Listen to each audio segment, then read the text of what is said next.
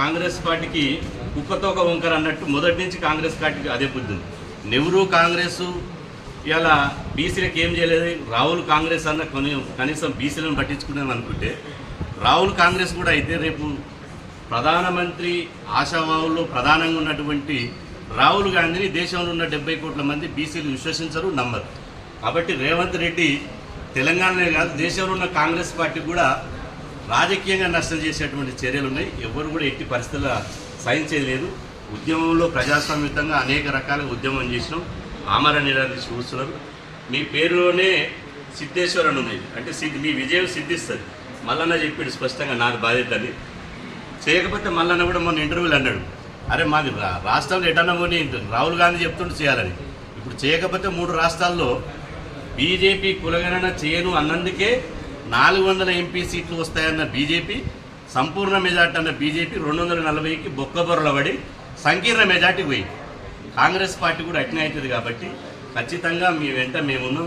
ఇలా సమస్త బీసీ సమాజం వచ్చింది. కాబట్టి ఈ కాంగ్రెస్ ప్రభుత్వం దున్నపోతు మీద వర్షం కురిసినట్టు వ్యవహరిస్తుంది. దాన్ని ఖచ్చితంగా గతంలో కృష్ణ గారి నాయకత్వంలో కేంద్రీయ విద్యా సంస్థల్లో ఓబీసీలకు రిజర్వేషన్లు పెట్టినప్పుడు 27%, సుప్రీంకోర్టు స్టే విధిస్తే దేశమంతా బంద్ చేసింది. ఉమ్మడి ఆంధ్రప్రదేశ్ కూడా బంద్ చేస్తే అన్ని రాజకీయ పార్టీలు పోటీ పడి బీసీ సంఘాలు ఇచ్చినటువంటి బంద్కు మద్దతు ఇచ్చాయి. మళ్ళీ కూడా ఇప్పుడు బంద్ పిలిపిద్దాం, రైలు రోకలకి ఇద్దాం, రాష్ట్ర రోకలకి ఇద్దాం. కనీవిని రీతిలో తెలంగాణ ఉద్యమం మనకు ఆదర్శం, రైతు ఉద్యమం ఆదర్శం. కాబట్టి మనం బతుకుండి కొట్లాడదాం, మన బీసీల కోసం బతుకుదాం, బీసీల కోసమే జీవిద్దాం. కాబట్టి దయచేసి ఈ రాష్ట్రంలో ఉన్నటువంటి 2.5 కోట్ల మంది బీసీల తరఫున మీకు విజ్ఞప్తి చేస్తున్నాం. మీరు ఈ విరమణ అనేది విరమణ కాదు. ఒక ఉద్యోగి 58 సంవత్సరాల తర్వాత పదవి విరమణ అంటాడు.